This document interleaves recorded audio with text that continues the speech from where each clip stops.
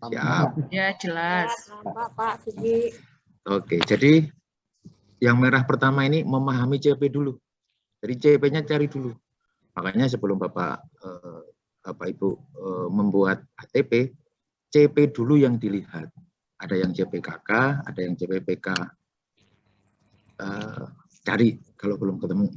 Setelah ketemu, kemarin Pak Kepala, Pak Kabadan sudah menjelaskan CP yang kemarin ya, sudah dibahas satu-satu, kenapa begini, kenapa begitu, untuk apa, dan sebagainya. Nah, setelah itu baru tahap kedua, tahap selanjutnya adalah merumuskan tujuan pembelajaran. Nah, kemarin Pak Hamka sudah jelaskan ini, bagaimana, harus bagaimana, dan sebagainya. Baru setelah itu menyusun alur, dan setelah itu baru merancang pembelajaran, dan terakhir nanti menyusun MA. Jadi, ini di halaman 10 ya. Nah, sudah ada Bapak dan Ibu, jadi tinggal di sana. Tapi ini hanya untuk informasi awal tentang langkahnya. Nah, kemudian tentang kompetensi. Merumuskan kompetensi itu harus bagaimana? Itu ada di halaman 20, halaman berikutnya. Ini saya nggak membuat presentasi ya, saya hanya menunjukkan di halaman berapa aja. Dan nanti detailnya Bapak Ibu bisa baca sendiri. Jadi ketika kita akan ngomong tentang CP, CP itu bagaimana dan apa sih? Nah, ternyata di sini disebutkan dalam CP, kompetensi yang ingin dicapai dituliskan dalam paragraf. Jadi Bapak Ibu kalau kemarin melihat CP, pasti deskripsinya itu deskripsi paragraf ini. Yang memadukan antara pengetahuan, keterampilan, dan sikap. Dan atau posisi untuk belajar. Sementara karakter, nah oleh karena itu karakter terpisah di dalam indikator pencapaiannya. Sementara karakter dan kompetensi umum yang ingin dikembangkan dinyatakan dalam profil pelajar Pancasila. Artinya sebenarnya profil pelajar Pancasila itu adalah manifestasi dari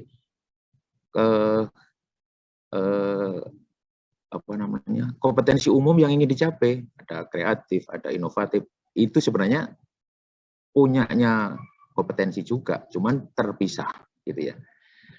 Jadi untuk rumusan kompetensi ada di halaman 12. Kemudian tentang TP. Nah, bagaimana cara merumuskan TP? Itu ada di halaman 23. Jadi nanti Bapak Ibu ketika akan menyusun TP dan sebagainya, lihat di sini di halaman 23. Nah, ini. Tujuan pembelajaran. Setelah memahami CP, nah artinya memang kita harus baca CP-nya dulu. Jadi untuk maaf Bapak Ibu reviewer, ketika nanti kita akan diskusi juga sebaiknya CP juga dibaca, dan alhamdulillah teman-teman mungkin sudah ya, ada yang belum nanti segera cari. Jadi CP-nya kayak apa? Jangan sampai nanti sudah mereview ATP-nya, CP-nya belum lihat. Nah ini nanti diskusinya juga nggak sambung lagi. Karena terus terang Bapak dan Ibu, sebenarnya panduan pembelajaran dan asesmen ini disiapkan kan ketika kita akan melaksanakan implementasi kurikulum merdeka kan ini dibaca dulu. Jangan sampai terulang kasus Bapak dan Ibu, kita punya laptop, kita punya HP, ada manualnya nggak pernah dibaca, kemudian mengerjakan di laptop, di HP, ya akhirnya persepsi yang awal di kita lah yang kita pahami, sementara di modul atau di guidebook, buku manualnya, sebenarnya bilang harus bagaimana, tapi karena pemahaman kita yang dulu itu masih melekat, sehingga yang kita laksanakan bukan yang ada di manual booknya, tetapi yang ada di dalam persepsi kita. Nah, kira-kira itu. Nah, oleh karena itu monggo ambil kita ini masih forumnya reading session, jadi ambil kita baca manualnya. Oke. Nah, untuk menyusun ATP dan MA, ya manualnya ini. Nah, mari kita coba. Oke, jadi cara merumuskan TP. Nah, gini. Jadi CP itu kan terdiri dari elemen-elemen. Nah, elemen-elemen itu kan ada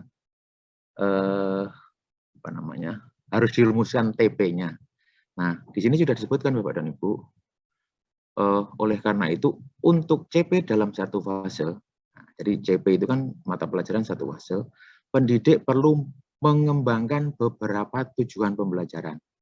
Nah, nanti tentang bagaimana caranya, harus berapa TP dan sebagainya, Pak Hamka kemarin sudah bilang, harus yang besar, jangan kecil-kecil. Nah, ini sebenarnya dari sini. Karena nanti kalau kecil-kecil, bayangkan Bapak dan Ibu, dalam satu fase ketika nanti itu ada tujuannya banyak, nanti Bapak Ibu kan harus membuat nilai TP yang banyak juga. Nah, karena banyak TP sehingga nanti akan kesulitan untuk merumuskan kompetensinya. Itu salah satunya. Yang lainnya bahwa memang harapannya TP ini kan satu kompetensi utuh. Contohnya misalnya kemarin Pak Hamka sudah menjelaskan tentang sepeda motor ya, bahwa mengenal komponen, bisa melaksanakan dan memahami K3, sebenarnya itu bisa menjadi satu TP, hanya nanti ketika jadi bahan modul ajar, jadi indikator-indikator gitu Pak Hamka kemarin kayaknya sudah menjelaskan seperti itu. Jadi artinya Bapak dan Ibu, ketika kita membangun TP itu yang gede, yang utuh gitu. Bukan yang utuh sih, yang gede, yang bermakna. Nah, sejauh mana kebermaknaan dan keutuhannya itu monggo didiskusikan. Jadi ATP dan MA ini sebenarnya kan dibangun oleh masing-masing sekolah sesuai dengan kompetensi sekolah, sesuai dengan pemahaman sekolah. Artinya nanti Bapak Ibu reviewer juga ketika mereview juga melihat juga potensi itu. Jadi pertama kali minta aja dijelaskan logikanya bagaimana sih kok menyusunnya seperti ini gitu. Baru nanti akan ada diskusi di situ. Jadi konteksnya di sini mungkin bukan salah benar, tapi tepat dan enggak gitu. Jadi bisa saja menurut kita salah, tapi sebenarnya dalam konteks di sekolahan ya memang itu yang bisa dilaksanakan ya oke. Kalau seperti itu pemaklumannya adalah tepat dan enggak, bukan salah dan benar. Oke. Jadi rumusan TP. Nah, TP ini harus berbentuk, nah ini Pak, sudah ada dijelaskan di situ Pak. TP itu berbentuk kompetensi. Nah, ini kan. Secara konkret harus menunjukkan kemampuan yang perlu peserta didik tunjukkan. Bisa menservis sepeda motor, ya udah. Gitu. Terus gedenya kompetensinya bisa menservis gitu. Materinya apa ya? Tadi sepeda motor 2 tak atau 4 tak atau apa. Nah, gitu ya. Jadi ada kompetensi, ada lingkup materi. Ini sudah ada di sini semua Bapak Ibu. Monggo dicerna lebih lanjut. Itu untuk TP di halaman 23 ya. Nah, kemudian sekarang ATP. Nah, dari kemarin, mungkin juga ini tak tambahkan lagi tentang kompetensi konkret itu apa. Sebenarnya di sini juga ada beberapa teori Bapak dan Ibu. Mungkin kalau Bapak Ibu harus merangkum semua teori ini pasti juga pusing juga. Kalau saran saya sih, ambil salah satu dulu loh ya. Jangan ambil salah satu, tapi ambil salah satu dulu. Artinya sebelum beranjak kepada lebih. Nanti kalau sudah paham, kita bisa menggabungkan. Tapi di awalnya ambil salah satu dulu, kemudian diterapkan, kemudian sama dirasa-rasakan. Oh sudah benar, oh belum. Nanti bisa digabung dengan teori yang lain. Jadi salah satunya adalah ada teorinya Bloom, ada teorinya Cordwell, ada macam-macam ini ya. Jadi monggo nanti bisa dibaca. Saya nggak akan menjelaskan satu-satu. Kemudian ATP ini harus bagaimana? Ini ada di halaman 28 ini.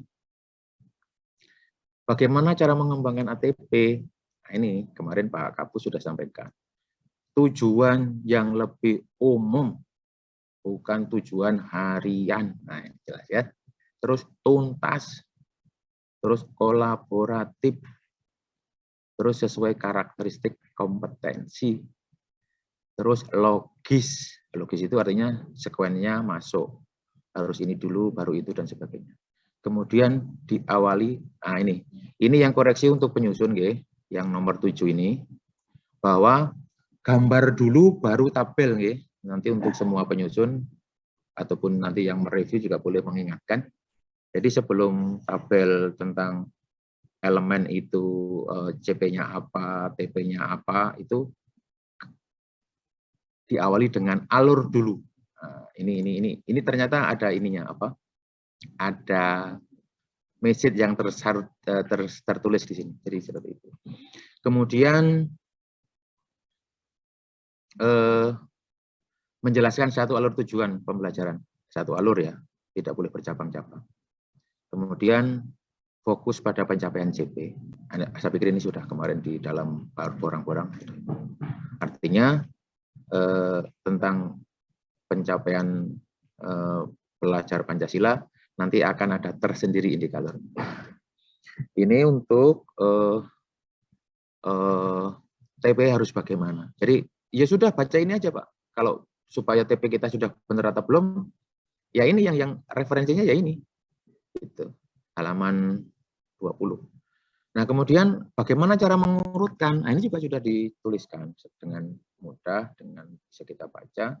bahwa boleh dari konkret ke abstrak, terus diurutkan secara deduktif, terus dari mudah yang sulit dan seterusnya. Ini caranya mengurutkan. Ya.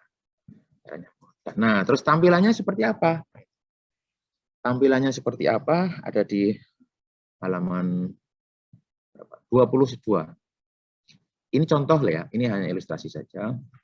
Monggo nanti intinya bahwa dari awal tujuan pertama sampai dengan tujuan terakhir itu terhubung. Nah, bagaimana hubungannya ya nanti didiskusikan di forum. Intinya terhubung dan urut. Itu untuk ATP-nya. Nah, setelah komplit nih, jadi supaya bisa untuk melihat ilustrasinya seperti apa, ini saya tampilkan, mohon izin Bu Yunia. Sekaligus nanti kita lihat sama-sama. Jadi seperti ini.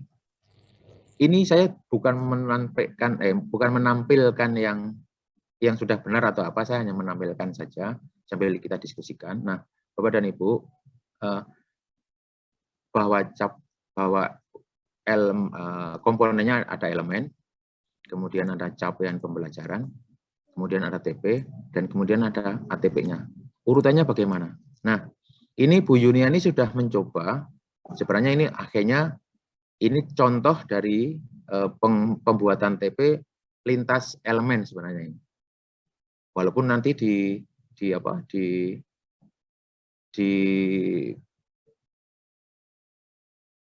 energi biomasa ini sebenarnya memang di elemen tidak ada K3 ya, karena K3-nya melebur. Tapi ada juga teman-teman yang menuliskan elemen K3 sebagai elemen. Nah, konteks di sini Bu Yunia sudah memberikan warna hijau ini, adanya pengertiannya adalah tambahan di luar capaian pembelajaran. Tapi konteksnya sebenarnya adalah tentang aplikasi kompetensi itu perlu apa. Nah, kemudian baru setelah itu diurutkan. Hanya memang di sini, termasuk untuk Bu Yunia dan teman-teman yang lain, mungkin sekali lagi pesan dari ini, bahwa tujuan pembelajaran lebih umum dan sebagainya, ini mungkin nanti dikoreksi sama-sama. Mungkin kalau pesannya Pak Jarwoto kemarin, digabung. Monggo nanti dalam diskusi kita bisa melaksanakan penggabungan itu. Jadi intinya, pengetahuan, proses, keterampilan, itu harus dalam satu TP. Misalnya bisa melaksanakan servis sepeda motor misalnya. Itu kan ada servis sepeda motor itu alatnya apa, bahannya apa saja, tahu persis bagian-bagiannya, tahu prosedurnya memeriksa dan sebagainya. Nah, itu satu TP. Karena nanti anaknya itu dalam indikator-indikator akan tersebut juga ketika membuat bahan.